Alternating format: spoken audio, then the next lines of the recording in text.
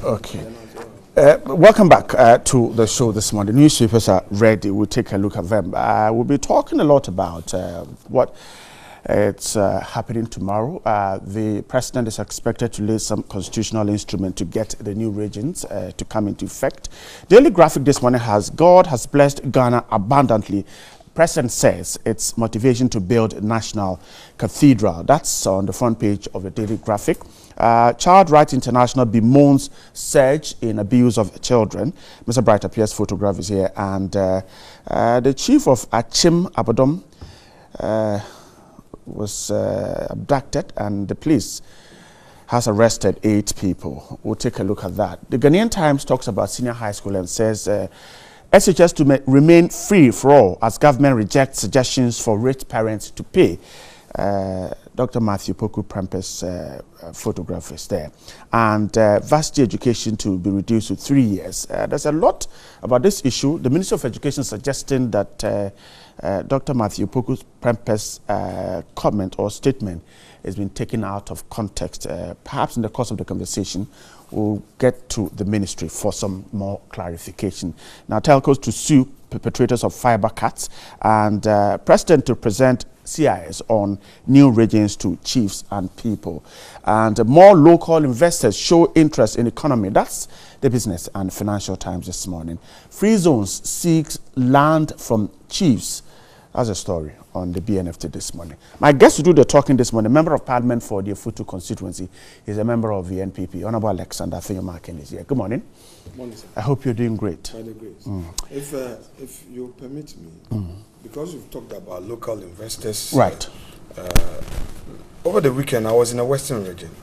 I was disappointed in seeing Ghana Bauxite having over 80 trucks on the roads. Ghana Bauxite, owned by Bozai, has the license to mine. Now, for transportation of the ore from Awasu to Takoradi, about 15 years ago when I was operating in that sector, that was the sole reserve of locals, Ghanaian entrepreneurs. Now, I think that on the blind side of the Minerals Commission and the ministry, they themselves have imported their trucks and hauling. And they are getting exemptions for importation duty. Meanwhile, local entrepreneur who import trucks pays duty. So I think Minerals Commission should take this up immediately, stop Bozai from operating trucks because they have a license to mine, not a license to transport. They have their own trucks mining and transporting. How do you protect local industry? Ghanaian businessmen who are operating in transport sector cannot operate because you have 80 trucks. If you compare that to manganese at Nsuta, they have allowed local transporters to transport their ore. And I think it's a very serious matter that Minerals Commission and the Ministry of Lands may not be aware. I was so disappointed because I know that sector very well. And if the locals are allowed to operate, and Bright, if we don't promote Ghanaian businessmen, I'm not against foreign investors, but the aspect that locals are supposed to take up, authorities, policymakers should be more vigilant in ensuring that our locals take up that sector so that we can grow our economy. We'll get to the Minerals Commission and follow up the issue. Grateful. In fact, I'm going to write officially to the chief executive. Okay. Why those Ghana Bauxite had to get exemptions and then operate. They are 2019, having brought over 60 trucks some 3-4 years ago and pushing out the local businessmen from that sector because they procure loans to do that, and you bring cheap trucks from China to come and still take over transportation. Then what is the value chain? What are you doing for the value chain? All right, I'm grateful for your time with us. Also in the studio, Member of Parliament for the Daklu constituency, a member of the NDC, Honorable Kwame Agboja Associate. Good morning. Good morning. I hope you're doing great. I'm doing great. It's just interesting to listen to my very good friend talk about local people given the opportunity. A local, a national, an entrepreneur of Ghana was venturing into the bauxite mining and processing in this country. His government, out of vindictiveness, took the whole thing away and gave it to Chinese. and somebody is only doing the haulaging, you are complaining. You have actually elbowed a Ghanaian. I'm talking about Ibrahim Mahama, simply because his surname is Mahama, and a brother of a former president. You've elbowed him, and you are now complaining about just haulaging. Somebody have invested millions of dollars as a Ghanaian national. You've elbowed him. So you see where we politicians talk from different sides of our mouth. I 100% agree with him that certain sectors, certain activities in this country, whether it is going to be by China or America, should be reserved for our locals. And I don't see why you should be able to bring even trucks to haulage. Simple one. There's no technology required. Yeah. We can do that. Which a local person can do. I don't see why you need a foreigner to do that one. But I'm saying that let's look at it holistically. If a Ghanaian invests millions of dollars in that same sector, you elbow him, create all sorts of things just because you don't like his face, and then somebody is doing the same. You can't be speaking. On principle. It could only be because it suits you. You talk about it. If it doesn't suit you, you ignore it. Right. Just a quick response, because he's made a serious statement. I mean, with all due respect, it is okay to do politics with issues, but it is also important that you lay the facts bare. The issue of Ibrahim Mahama has been to the court. The court has pronounced on the matter. Don't come here and say that Ibrahim, because his brother is John Mahama, somebody has. Please, it is not grounded on fact. Stop it. I mean, that's all I will say. I will not go further. Okay, but that is his opinion. Yes, but I'm trying to, on this platform, I'm saying that opinion is not well grounded on fact. A matter between a company and the state has resulted in that company filing a suit. The court has determined the matter on its merit. It is for you and I as parliamentarians to rely on those facts than to go to the gallery and play mischief. This morning I've raised a point. Okay. Is Mr. Ibrahim not still operating in the mines? He's still doing business with GNPC? If you are not aware. Okay. He's still working in the mines. Hold on. No, let's be fair. The principle here, the principle, right, I need to make the point. The principle is that we should promote local business. Which you agree? I agree. Again, if we want to say that a local businessman is being attacked by government because of partisan affiliation, we should have the facts. Okay? I'm saying to him that Mr. Ibrahim Mahama is doing business in this country. Still doing business. And I've given him 2 examples. If you want to talk about the issue of the mining of bauxite and all that, I'm saying that the matter has been to the court. He's sued. The court has ruled on the matter. With respect, if you want to do politics with it, then rely on the pronouncement of our court. Unless otherwise you want to say today that our institutions are not supposed to be respected. Can I ask you a question? Please, are you saying that the court has ruled, so Kwame cannot have an opinion? Please, I am saying that the court has ruled. Therefore, Kwame should be guided by those facts that are matters of record, rather than saying that he has been. You see, he's speaking on authority that the man has been denying because. In fact, I use the word elbowed out of the thing. So you say he has been elbowed. I'm grateful. You see, he's now doing semantics. He's now been elbowed. No. All right. The president is expected to lay some constitutional instruments on the new regions. We're told by the finder that that constitutional instrument will give power or legal backing to the creation of the 6 new regions.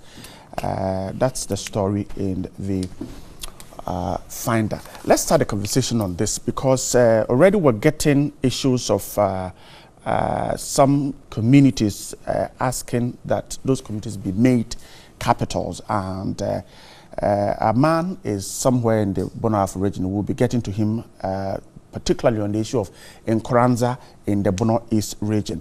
But Kwame, this issue of capitals, how do we handle it so that it does not lead to a situation where the ultimate aim of creating these regions will be met? Well, good morning to you, Bright. Good morning to my good friend, honorable member for Efutu, and a businessman. Good morning to your cherished viewers, especially those viewing us from the Adaklu constituency. Bright, I think we are in the last phase of series of processes leading to the creation of some 6 new regions, and the location of the regional capitals is one of those processes to host the administrative headquarters of those regions. We've had lengthy debates over months, if not years, regarding the merits and demerits of these, the creation of these regions. It's quite clear that some work needed to be done to be able to create the towns to host these regions as headquarters, to avoid problems in terms of people accepting it. It will not be the first time. Even when you create districts, these things come up. People want the district capital here, and others want it there. I'm sure certain things are taken into consideration in terms of geographical location, how other people can basically utilize the capital. But we go back to the same point. Would the creation of 6 new regions actually increase the budget of the road minister to fix roads in those 6 new regions? Would the creation of those 6 new regions actually help the finance minister mobilize more resources? Would that make them have more electricity, create employment for people? None of those things. And I keep saying that when we distribute the national cake, I've never seen money allocated to regions per se for development. The monies actually go to the district assemblies. So creating new regions basically just create new cost centers for government. It doesn't actually create anything new in terms of what brings in revenue to the state. But guess what? It's a political decision the president took, hoping that people in those regions will say thank you for creating a region and give him some votes. So he's pressing on regardless. So we pray that they do the right thing by ensuring that they cross all the T's and dot all the I's, so that these regional capitals become effective regional capitals, not just regional capitals that we call regional capitals, and then when we send resources, we use it to look after staff rather than do things that matter to the people. We are the final stages. Let's see what happens in terms of. I'm grateful. Those things. I know of you, Markin, the capitals and making sure we get it right. Yes, let me rely on the point raised by Kwame, as though they were my own point. Some of these things are not new. Obviously, when you even create a new district, chiefs would want to have the district administrative office, in their locality and all that. I remember in Kufuor's time, when Gomoa, Gomoa East and West assemblies were created, the issue of Porting being the administrative head of the district became a whole issue. But I would plead with all those chiefs, opinion leaders, that they should cooperate with government. They should cooperate with government. Obviously, a town or a city would have to be chosen for the purposes of running that affairs of the new region. The fact that one town is chosen to be the administrative head does not mean that development would only be limited to that place. So this is the time to build consensus, so that we don't take the shine away from the creation of the new regions. I'm sure that the minister is doing the necessary consultations with those opinion leaders, and will not have any difficulty. The time is of the essence. We don't have the luxury of time to waste on this matter. We need development. If you go to part of the western region now, Western North, you go to the OT region and all that. They don't have the time to waste at all. The people are asking for development. They want it, they've gotten it, now it's a takeoff. So opinion leaders, chiefs, political activists should cooperate and ensure that these things are completed as soon as possible without any rancor. I'm grateful. Now let's stay with the finder. This morning we're told that the Commission of Inquiry into the Ayawaso violence is starting its work. The first sitting is today. They were sworn into office by the Vice President, Professor Henry Tamensa Bunsu, Mr. Kofi Abuchi, the Secretary to the group, Mr. Kwadne Champong, Mr. Patrick Kwadne Champong, former IGP, and Justice Emil Short leading the park. They are starting work today. It's a story that sure you know about. Kwame, some have suggested that this commission's work is not necessary and that we could have done what they'll be doing in another form or in another way. Right. The government has succeeded in putting a cap on many mishaps or things they created that became an embarrassment. It is not unusual for government, and a senior politician told me in the UK those days that do not set up a committee or commission to inquire anything until you know what they will bring you. In other words, once you tell people we are investigating, then everybody can go to sleep. Right. This particular case is a test case as to whether we want democracy or we want a semblance of democracy. We have a situation where just by-election, and I'm not saying that all by-elections in the past passed without any incident, but I haven't seen a by-election where this level of state-sponsored terrorism was unleashed by the state under the control of the commander-in-chief of the Ghana Armed Forces through one of his appointees, who didn't even deny it. And I'm talking about my own colleague, Brian Achampong, who said he authorized the people. In other words, the political head who is supposed to deal with a policy had taken over the job of service chiefs who are supposed to do operations. Today, I don't have any problem with Honorable Brian Achampong. In another jurisdiction, Honorable Brian Achampong should have been interdicted or told to step aside for misbehavior to start with. All those individuals that we saw, and I can bet you, the police have got detailed information about who climbed onto their vehicles at a police station, who committed those crimes by the assault on people. The police has got the details.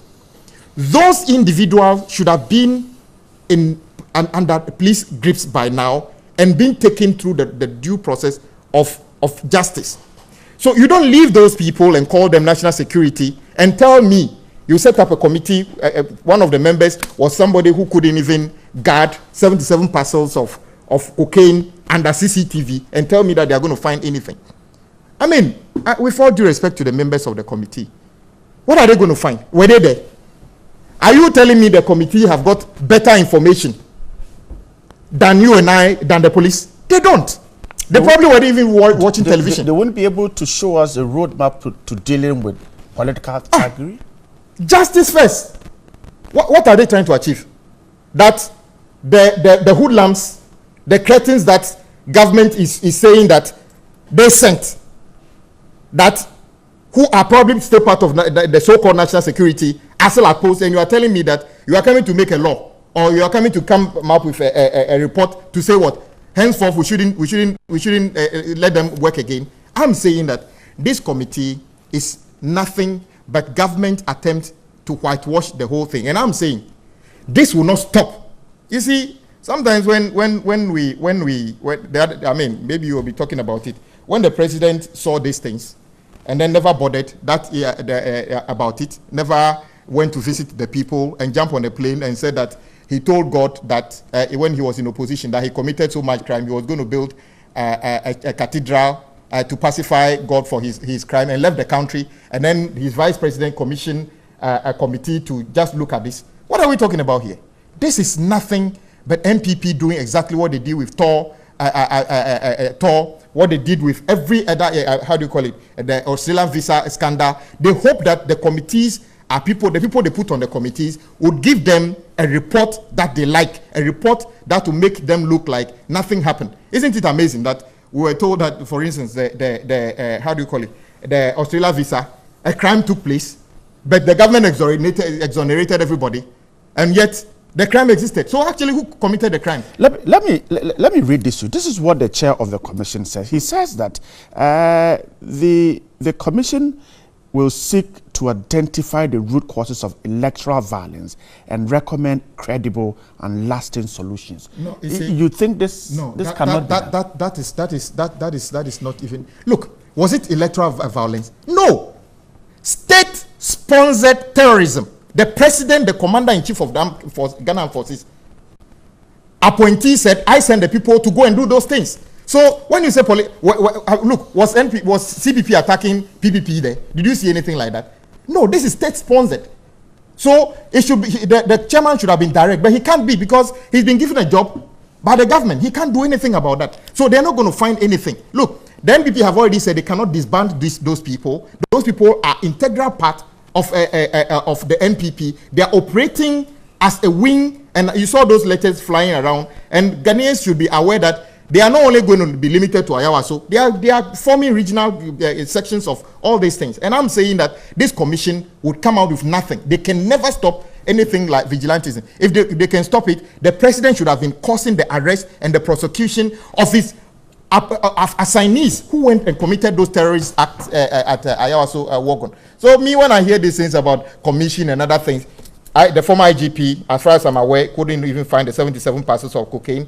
Honorable Henrietta was the government nominee for ICC the other day, which she couldn't get through. Who else? Kofi Abochi. Kofi Abochi is a lecturer. He's a secretary. What is he going to do? What's his clout on that committee? I mean, this committee, with all due respect, is another collection of largely NPP sympathizers, just the way just like the EC Electoral Commissioner, NPP sympathizers to do the bidding of government. It's as simple as that. Okay. Are you not amazed? When you saw all those things, and the Electoral Commissioner says that, Electoral Commission Chair says that this election, the template of election from now and forever, as far as she's if you want to talk about a free, fair, and transparent election, use Ayawaso Wogon as a standard. This government is taking us for a ride, and I'm saying that this cannot continue till 2020. The civil society, everybody must speak against it. If you wake up and the Electoral Commissioner tells you that Ayawaso Wogon, she didn't see anything wrong with it, that this is a free, fair election, and then the president sent people through his appointee, Honorable Brian Achampong, to beat people up, and all we get is we are setting up a commission and other things. The fact that it didn't happen at a polling station, what was the basis for the Brian Achampong sending people to go and beat people up? Does it need to be at a polling station? And who said the thing didn't happen at the police station? Well, the EC says it didn't happen at the polling station. But that is the point. What is she supposed to do? They removed Charlotte Osei because they wanted somebody who would say exactly what government wants. So Jean Mensah is not going to say anything different from what, in fact, she's a full soldier of NPP more than even Afenyo Markin. I'm grateful. Honorable Afenyo Markin, is this commission, the commission is starting work today, is this necessary? Well, let me proceed my answer with a quote from former President Mahama in the wake of this unfortunate incident. And he said so in Adaklu when addressing party executives. Quote, "The NDC has revolutionary roots." Yes. And that when it comes to unleashing violence, why are you quoting nobody can beat us which media? In unleashing violence, Mahama said. This is the former president of the Republic. A matter had occurred, and he says that when it comes to violence, the party he led, the party he belongs to, can unleash more violence than any party. And then he goes on with his boot for boot. Quite unfortunately, the NDC has not condemned this statement from its former leader, who is seeking to lead the party again, but it is rather being selective in its call for peace in our democracy. It's unfortunate, but I will leave it there, and the time will come for us to discuss this matter in detail. Let me now come to the issue. Whether or not the setting up of the commission is necessary. It is necessary.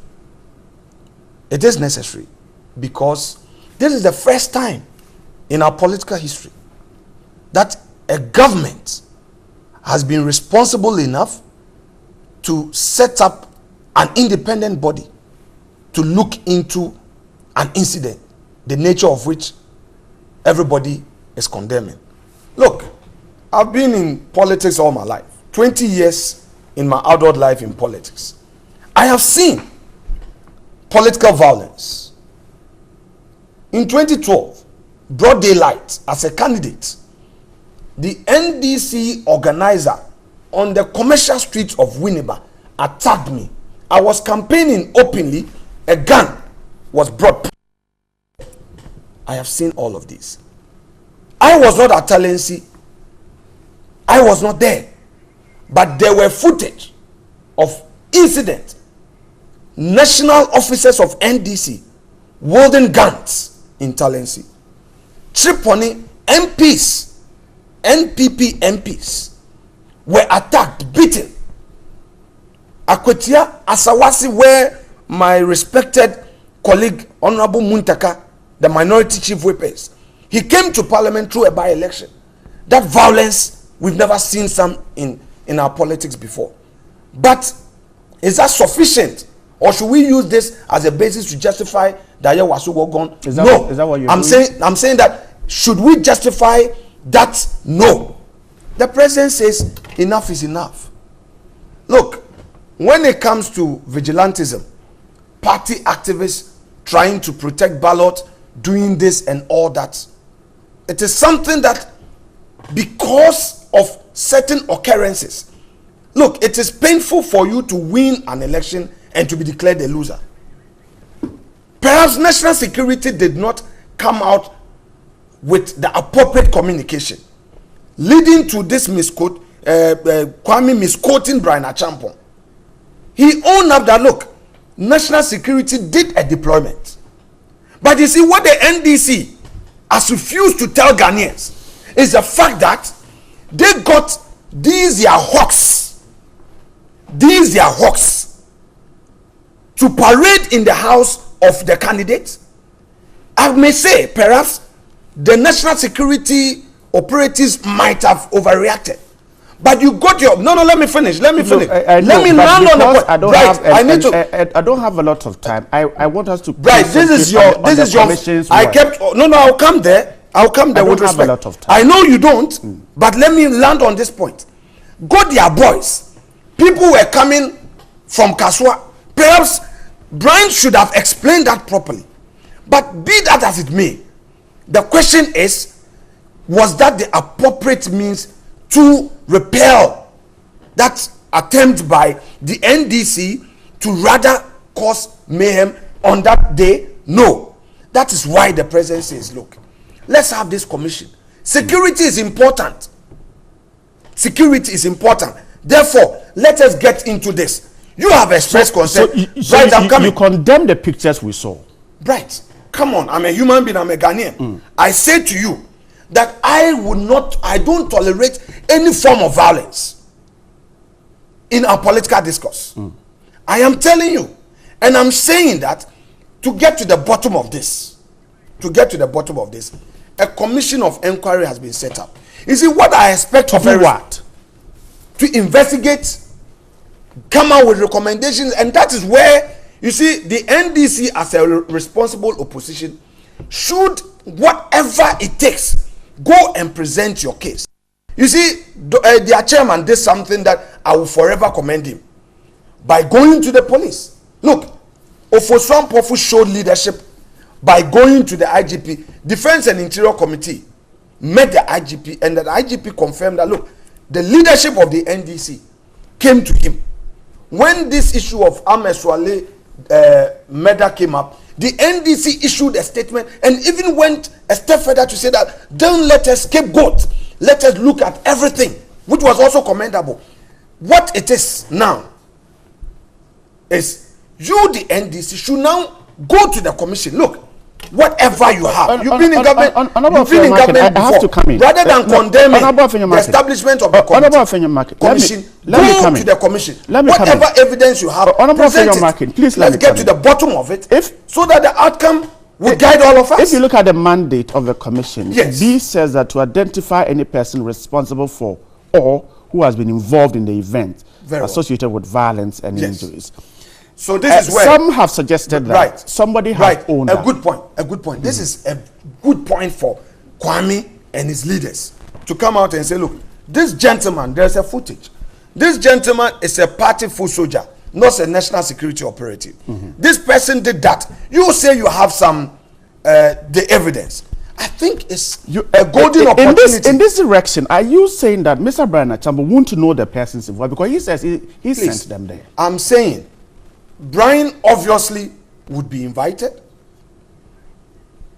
The IGP obviously could be invited. NDC leadership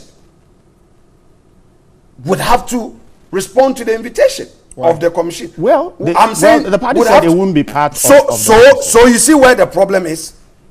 There's a problem. You are calling on civil society to speak against it. Unlike before, you see, that is where the temptation is. In the past, government officials only spoke about some of these things and never took action. So in one breath, you say that whatever happened must be condemned. The president is not only stopping there, he says, look, let there be a commission of inquiry. Let an institution get into this so that we have the records. Now you come out again to condemn it. You say, oh, they are affiliated to when NPP. we come back, I'll give you another chance to react. What kind of approach is this? What kind of approach is this? Let me take it. It is not right. I'll come back. Stay there. We'll be back in a moment.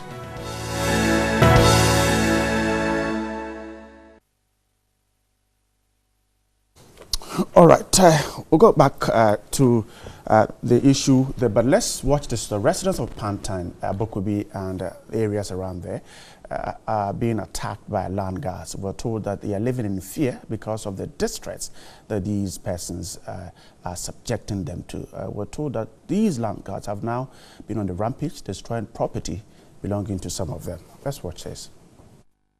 The land guards are being used as enforcers to terrorize residents in Pantine, Abokobi.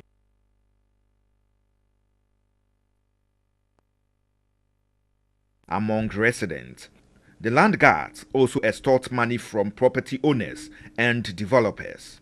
According to some of the residents, the police and local authorities are not helping to bring an end to the menace of land guards. A resident and a retired army officer, Samuel Gozi, indicated these land guards double as armed robbers at night. We don't even sleep. Sleepless night that we are having. Our children going to school become difficult.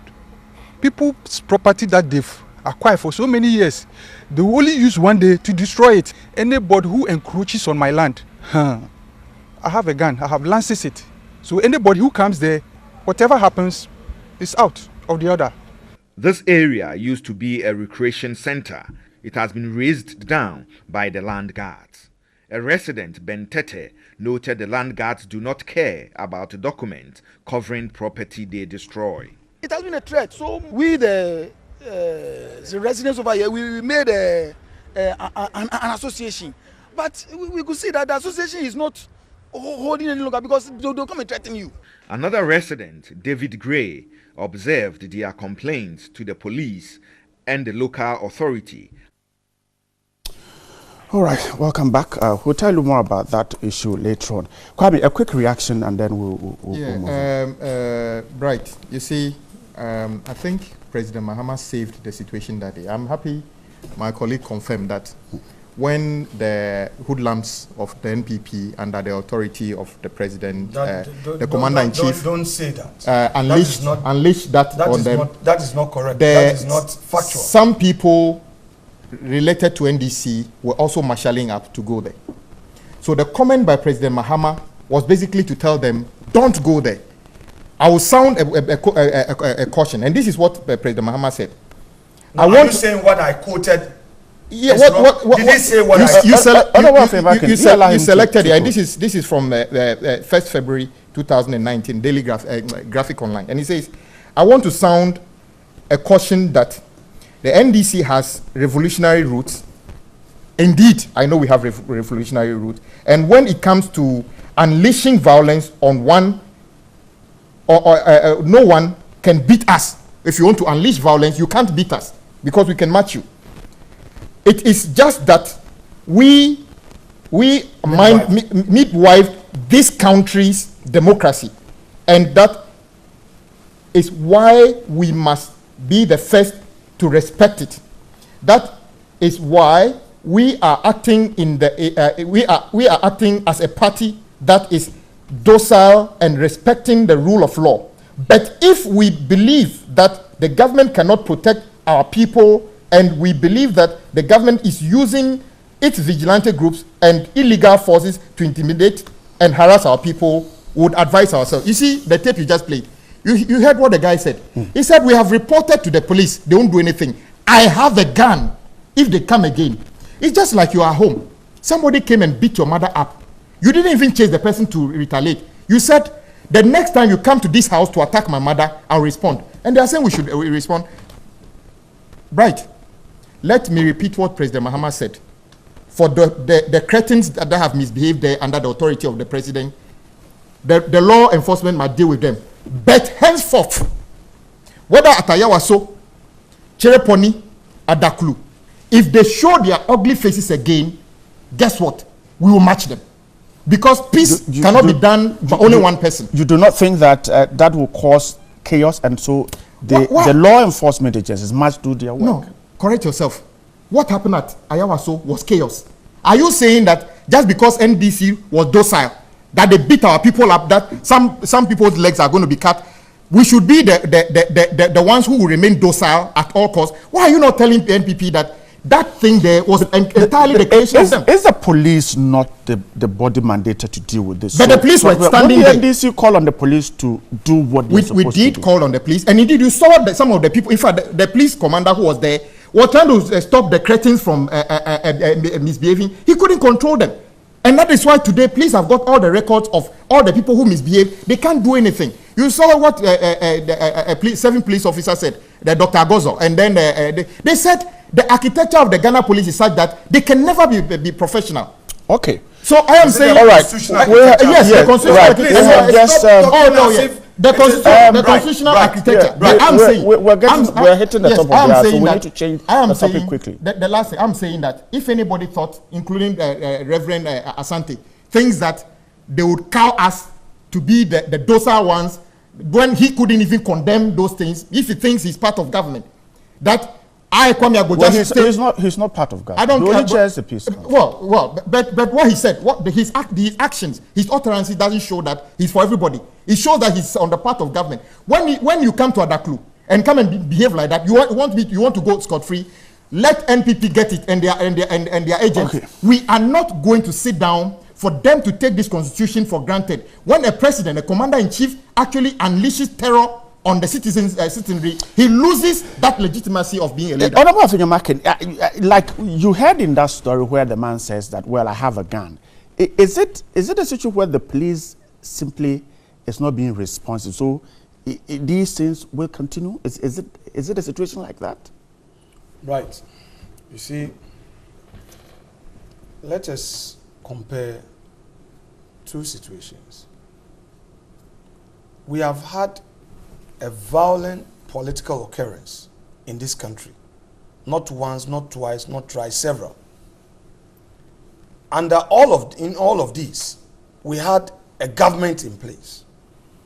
The government did not find it necessary to set up anybody to even investigate. In fact, we don't even have any evidence of prosecution. A similar thing has occurred today. Government says, no, let us set up an independent presidential commission. How independent is that? Instead of those complaining, cooperating, they now want to go a notch higher by condemning that commission even before it started to work. I think that it is most unfair. Because you see, if you are a player in a dispensation like this, it is expected of you to respect efforts like this. But if you begin to condemn, and then you now say that, oh, you are ready to fight, and that Not you to have defend, to defend. Oh, please. Indirect way, you are telling us that the hawks that you have armed, you have trained to go and fight. And I'm telling those innocent souls, and like Honorable Mr. Guzitando said, John Mohammed's children will not be there. Those hawks that are being deployed. Where? Kwame Agboje's children will not be there. So don't follow them. Guzi has said it. Who is Guzi? Guzitano said it. A responsible political leader would urge his followers to cooperate with this commission. You've made police report. You've gone to the police. Now you are even, some of the hardliners are even attacking the national chairman. That why are you using due process? I'm not aware. That is the only means. Today, you, the NDC, you are raising issues of a partisan police. Why? All those constitutional provisions we have, giving authority to the president to make appointments. When in opposition, we raised some of these things. We did not just raise them in the media. The people who are we went to court. The court pronounced on some of these things. The appointment of EC boss. I was in court. Richard Sky was my client. We challenged the authority of the president to initiate the process. The court said no. They interpreted the law. Appointment of Supreme Court judges. Ghana Bar Association went to court. Do you, the NDC, see, I want to advise you. It's not just enough to raise the matters. Use the institutions to get the outcome. We have made a complaint to the police. Please. And I'm saying that the commission has been set up. I'm grateful. A responsible It's a political party. It's a party commission. They won't come up. Oh, okay. That's fine. Let's take some comments and then we'll come back. That's and fine. wrap up. It's up to you. Johnny, good morning once again. Good morning, Senior Bright. And on to WhatsApp. Aziz Donline Wa says government has established a 3-member commission of inquiry into the violence of that mad last Thursday's by-election at the Yawaso West Wogon constituency in Accra. The commission comprises Jessalyn Short, chairperson. Well, we know all of that already. Thank you, Aziz Donla. Good morning, Bright. The MPP communicators sought to make reference to the Chereponi by-election to justify what happened in Ayaso West Wogon is incorrect. They are similar and not same. The Chereponi clashes happened 2 clear days before polls. Therefore, they can't compare apples with mangoes. Moses in Chereponi. If you are a criminal and you commit crimes and get your colleague criminals to help you cover up your crimes, be assured that your crimes will no more be covered up when you appear before God in the life hereafter, and you will definitely receive your punishment. Asanko Santa Maria. This is proverbial, I'm sure. TV3, good morning. Honestly, if education in Ghana can improve, then Napo and his deputy should step down. They are indeed confused. Oh, Irade. Isaac, Edem, Kanda. A.U. Farouk in Tamale says, good morning to you all. What fulfilled promises is President Nana Akufo-Addo talking about? This corrupt MPP government cannot throw dust into our eyes. Good morning. I want to say that when you come to Burma Hills, around Burma Camp, 37 police are now taking the work of Lands Commission. Really? Good morning, TV3. The members of the committee to investigate the Ayawaso West Wogon by-election violence cannot be trusted to do a fair job. Nothing will come out of this because these are their own people who committed the crime. The president himself will come out to clear them before the committee report comes out. Waste of taxpayers' money. Osman Burgson in Tamale. And good morning, Bryce. The brutality which occurred at Ayawaso West Wogon by-election was rather disgraceful and pitiful. If those bandits and hooligans were deployed at the blind side of our security security operatives on duty, then it reveals the lack of coordination with our national security, and the international community must be laughing at the security incompetence of Ghana. Isaku in Tamale. Mukaila Jonas Adia in Keri says Ghanaians have really voted for a president of vision and foresight.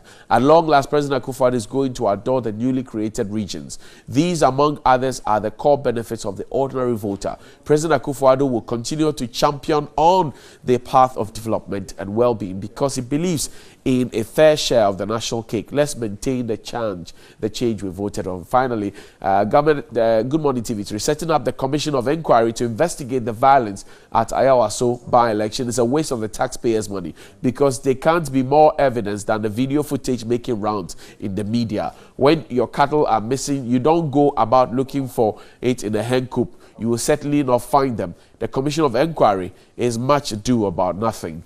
David in Sandema is worried. Thank you very much. Right. Quick one. Let's get this straight. You remember the Let My Vote Count demonstration? Violence was unleashed on the demonstrators. A Ghanaian lost an eye. Gabi was whipped. There were video footage. With respect, in all fairness,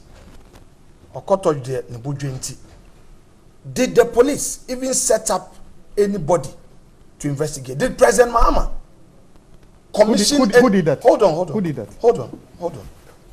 Did President Mahama deem it fit to even condemn it publicly? You see, if Nanado, in all fairness, has set up this commission, the least we can all do, civil society, NDC, all stakeholders, look, is to cooperate, give the evidence, let the recommendation come, let them do their work rather than condemn it. The approach the NDC has adopted is in bad faith, it's inappropriate. You don't do policy. You've been in government before. You had every opportunity to have addressed some of these things when they occurred. You failed. Cooperate so that the right things are done. Nobody wants political violence. I am not aware that any security minister asked that Gabi should be molested. I'm not aware. This one is a state-sponsored. So he was just molested. Oh, whoever did that must be punished. And I'm saying that. And did you call for that? But you were in parliament. When you have a did you raise it? When the minister says I asked them to do that, that's different. But you know, I have two issues. I've been noticing some since he managed to, or he succeeded in removing the leadership of University of Winnipeg Education. Yes, he's and installed his own leadership. How is the school doing now? But that's just I was going to ask him, but quickly, we'll I'm told that the president said he told God when he was in opposition that he'll build a cathedral. In fact, he should use his own money and his own time. When you commit so much crime and you want to pacify God, you don't do that by building a cathedral. Otherwise, you need to build a very big one at Ayawaso Wogon. This project is so much misplayed. You know what?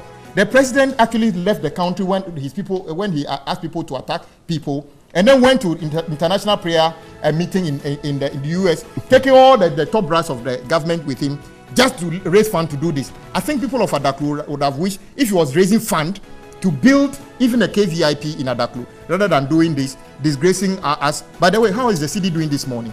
Okay, Alaba Fanyama can wrap up for me. Well, University of Education, how is it doing? How is your leadership? How is your leadership of University of Education doing? Well, if you want to know my views on the leadership, you know that there is still victimization going on on the campus. Because, for instance, so the new leaders are not better, not better than the. They are disappointing. Oh, really? If you want to know, I will not hide. Wow. And if they don't change, I'm sure that the event that led to those is that a threat? If Dr. Jinapo is due for his ASOPROF promotion and somebody is denying him, then I'm sorry, Vice Chancellor and his registrar. Okay. We'll have time to talk about it. I'm grateful. Alexander for your marking. They know, and I will not protect them. Futu. You can't victimize me. Abuja is MP for Adaklu. Right. I will not sit down for them to victimize me. How's the city doing today? We're grateful. Against the dollar.